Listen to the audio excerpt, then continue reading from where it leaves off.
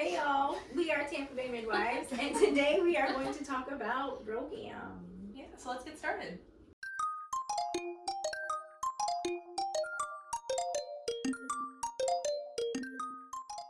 So you were saying earlier, Courtney, that when you were teaching yesterday, you guys were learning how to do injections and stuff. Did you guys talk about what injections you do? Or? We did. So first we talked about the locations of injections, and then we went into the medications. So I like to give them like real life examples of things. So when I'm talking to them and explaining stuff, I'm like, okay, I don't really do anything in the arm. I think I've only done one Rhogam injection in the arm, and that was the client's request because she was just freaking out. But normally it's done in the butt, the ventrogluteal muscle. Then we started just going into a little bit of detail about what the injections are and what they're for, but they're not at the stage in their academic career to really know about Rhogam and understand. And one of my struggles as an instructor is like taking my knowledge brain and remembering, like, there was a time where I didn't know these things. Like, I struggle explaining it that way because I'm like, oh yeah, we just do it at 28 weeks or 72 hours postpartum to make sure that mom is good if she wants to have more babies. Like, so that is where we went. I'm curious, what are your conversations about Rhogam with our clients? Well, I am a negative blood type. I'm O negative. So, yep. So I feel strongly. I have strong opinions about it. Back when I was pregnant, the antepartum Rhogam was not offered at 28 weeks. So just so you guys, to give you like what is an understanding of Rhogam. When you're an Rh negative person and you get pregnant and the baby develops and your partner is a positive blood type. So we have different blood types. There's A, O, B, and then AB. And then there's also what they call the rhesus factor, thank you. And you can either be positive or negative. And so I'm an O negative, and my son's father was O positive.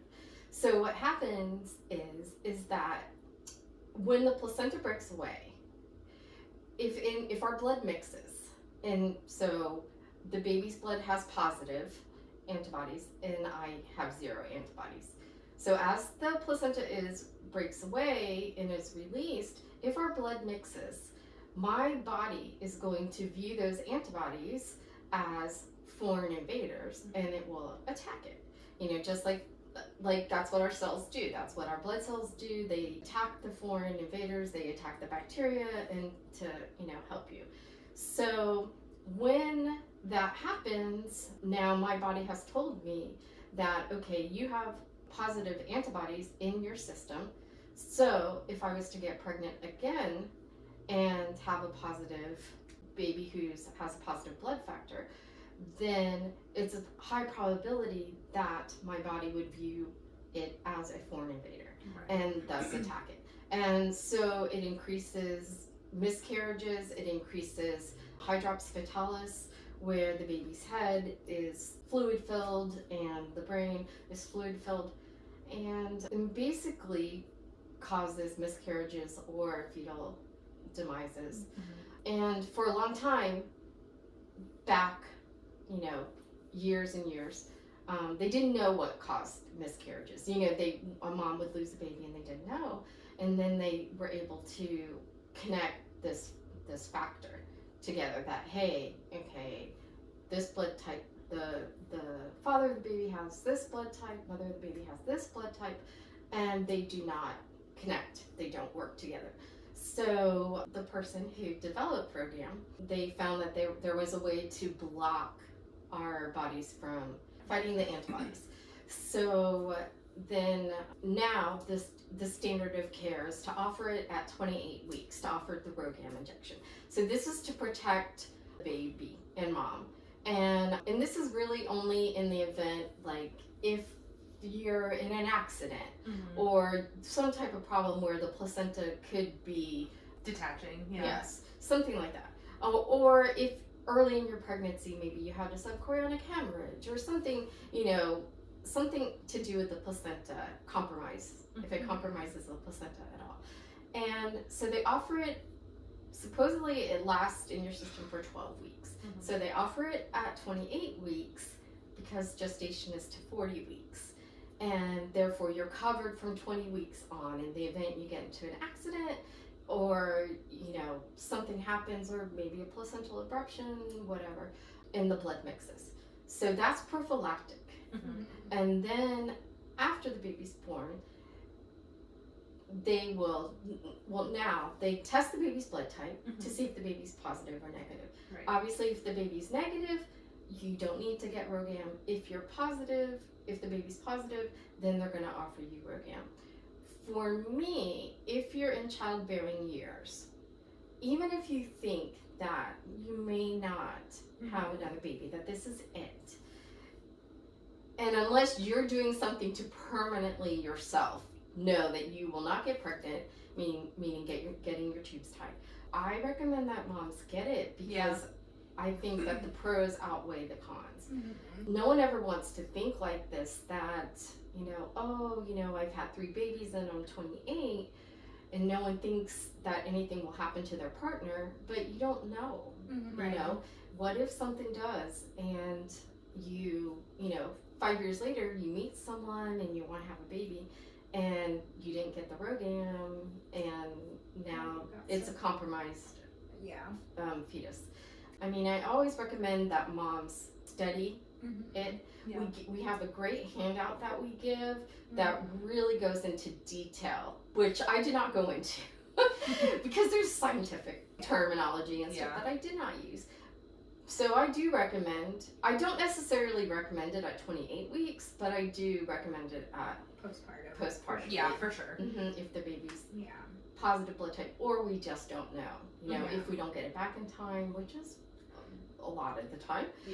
Unfortunately, the labs don't run too fast. So that's what my recommendation is. But I always, you know, ask moms to please do the research. Do the research.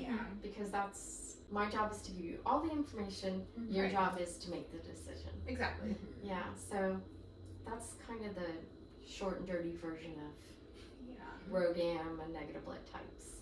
Yeah. And now it's cool because they have genetic testing that we can do while you're pregnant to figure out baby's blood type. And so you might not even need to have this discussion if you find out that baby has a negative blood type like you. And then this whole Rhogam conversation goes away. But it's good to know ahead of time, because then you can be fully informed and make that decision. Like, if baby is positive, then you can know at like 15 weeks if you're going to do Rhogam or not. Right. You need to get it 72 hours after delivery at the latest.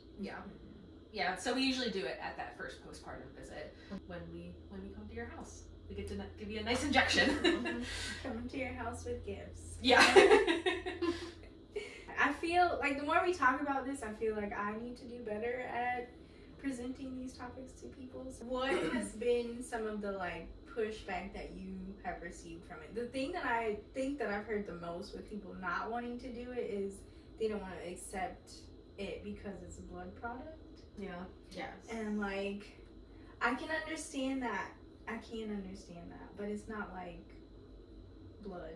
I don't know how to explain that, but there's some science behind it. But I think it's really beautiful science because it's doing that. I don't know. That's just some good work to do. It takes a huge strain off of things. Trying to get pregnant, I know sometimes we throw it out like it's such an easy thing to do, but for some people it really is a struggle. I mean, we hear these stories all the time. In one of Gabrielle Union's books, she talks about how she had 9 miscarriages. And when I read that, I was just like, I wonder what her blood type is. That was my first thought, because when you think of that, and just know, it's not, we don't talk about it enough.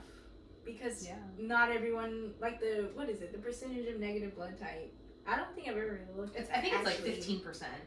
Okay, yeah, so it's not, more commonly we're seeing people with positive blood types, so it's kind of it might gets overshadowed, but it's just a separate folder that is just kind of sitting, and it's oh yeah, let's pull out this information for our negative people. When you do become pregnant, the next time, one of the blood tests that we do is an antibody screen. So you do get screened. Yeah, to see if any of those antibodies have been passed, and if Passed on. if your body's starting to react to Right.